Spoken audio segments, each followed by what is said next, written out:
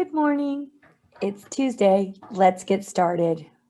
So today we're going to use endowment in a theater setting so that we can reflect on endowment and its uses in a discussion post. Our question of the day today is, have you ever given someone power before? Any kind of power. That could be emotional power. It could be a superpower. It could be physical power. Any kind of power. Have you ever given it before? So we're going to start with a game called You Better Work Low Risk Experts. We're going to move charades to the end.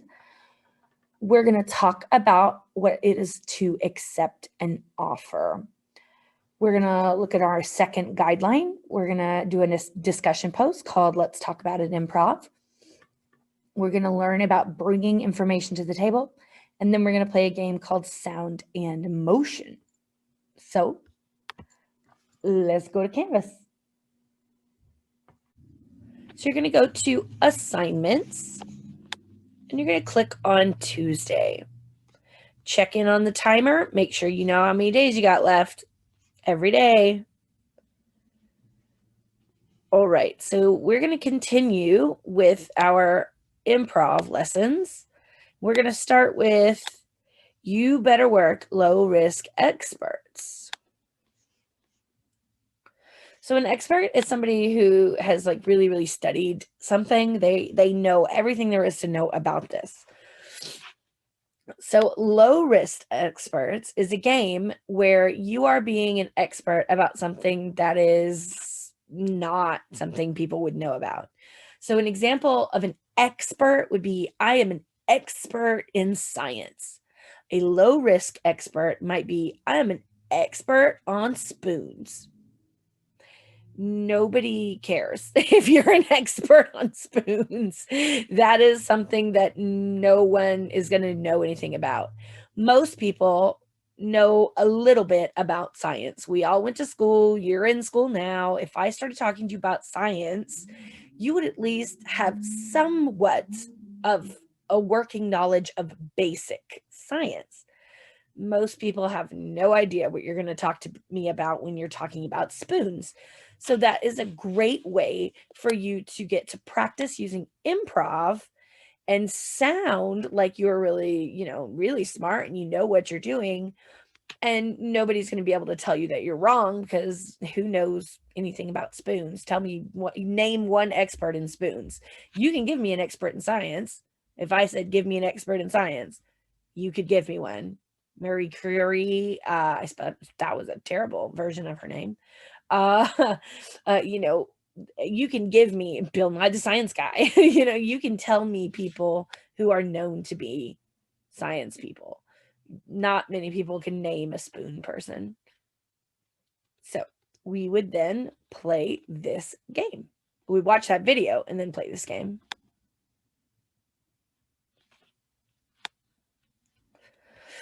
So after we play the game, what we're going to talk about now is a discussion post, again, pinned to the top of the discussions tab.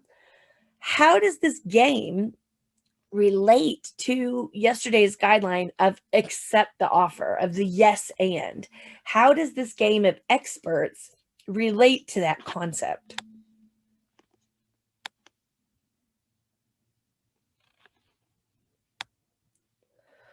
So then we're going to move on from accept the offer, which is yes and, to bringing information into the scene, endowments. Okay. So once you've accepted my reality of there is a pink elephant right here, how do you make it more? How do you add to it? How do you bring on new information? That would be endowment. So what does it mean to make a choice or to bring information to the scene? What does that mean to you? With no information at all, going into this pre-informational question, what does that mean to make a choice? What do you think that means to bring information to a scene?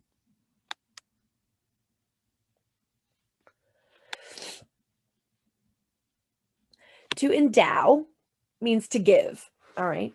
So giving someone something. Now that can be giving them who they are in the scene, and that would be like, okay, so they're going to be a mom in the scene.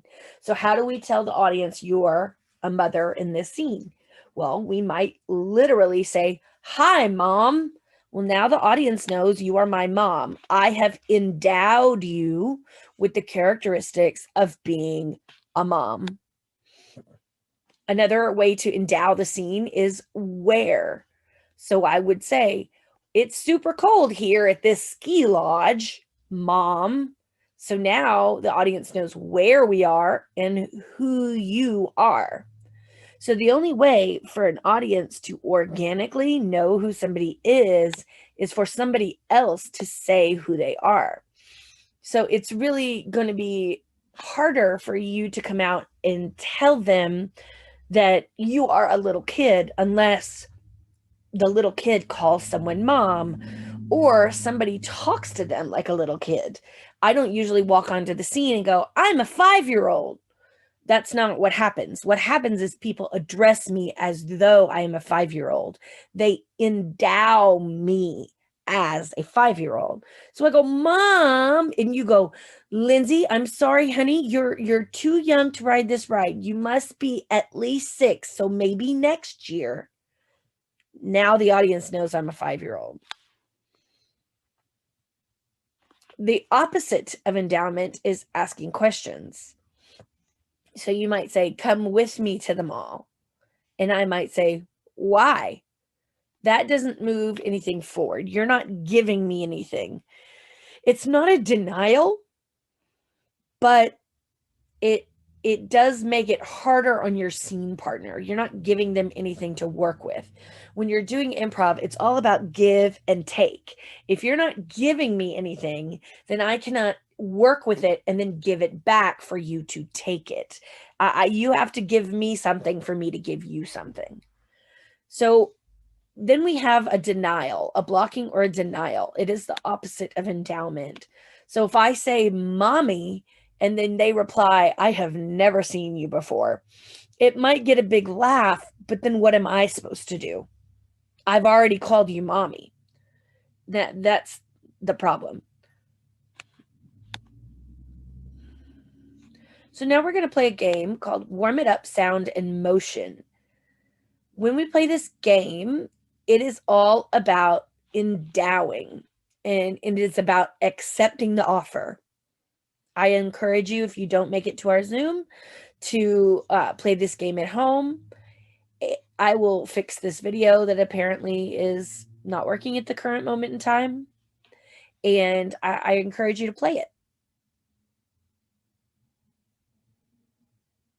Okay.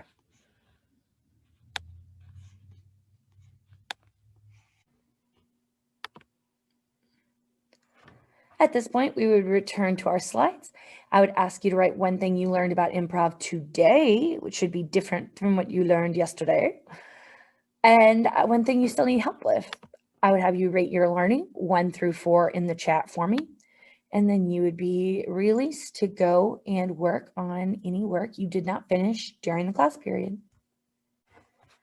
Well, that's all I have for you today. I hope you have a great day, and I can't wait to see you tomorrow. Bye.